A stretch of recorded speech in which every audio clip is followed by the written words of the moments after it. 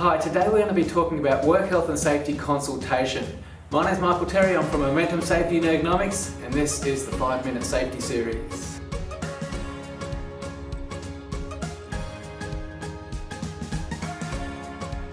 So work health and safety is a legislative requirement under Australian legislation, but it's also a requirement under the new health and safety international standards. But even without those two things, I think it's a great idea that you consult with your workers either way.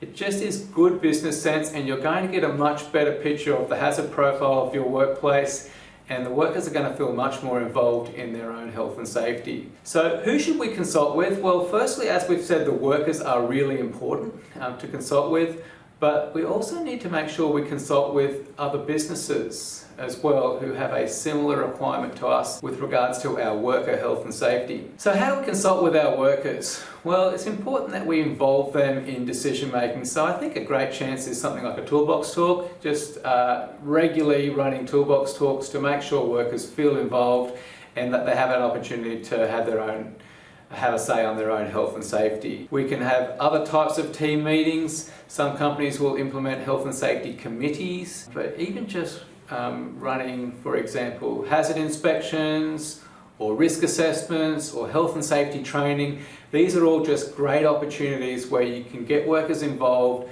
talking about their own health and safety. Aside from consulting with our workers, it's also important that as a business we consult with any other business who has a similar or overlapping health and safety responsibility. This is going to be relevant for things like combined emergency procedures, for example.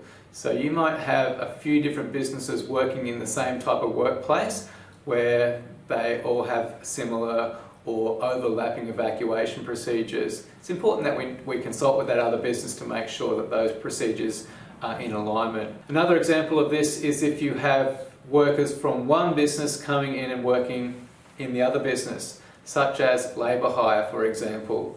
There needs to be some consultation between those businesses to make sure the health and safety requirements, training, those sorts of things for the labour hire workers are covered off, and that each company knows where their responsibilities lie. So that's one other area of health and safety consultation other than consulting with your workers that is actually really important. There is a couple of other legislative requirements that are listed under the work health and safety legislation, and these are health and safety representatives and health and safety committees. These will only be required when specific requests are made, so they're not a requirement for every workplace.